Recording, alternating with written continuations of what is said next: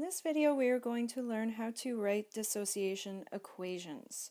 So first we need to talk about how ionic compounds dissolve when they come in contact with water. So when they dissolve, it means that their ions are breaking apart. Their charge is satisfied by the polar ends of the water molecules that surround the ions.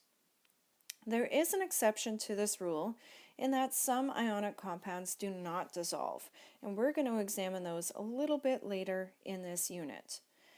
In this case, the attraction between the ions in these compounds is so strong that the water molecule attraction cannot break the bond.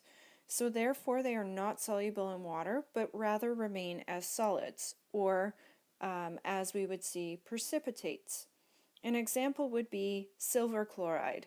The attraction is so strong between the silver and the chlorine ions that it does not break apart, and so remains as a solid in water. When we write a dissociation equation, it shows the breaking up of the compound into its ions. So we are going to do 3 examples here. The first is potassium nitrate. So potassium's made up of potassium ions, so K+ ions, and it's made up of nitrate, polyatomic ions. So when it breaks up and dissolves, it creates these 2 ions, and the states that we include are AQ because AQ means that it is now dissolved in water. So if we have sodium sulfate, that's going to break up into sodium ions. Okay, and our formula tells us that we have 2 of them, so we need to put a 2 in front to balance.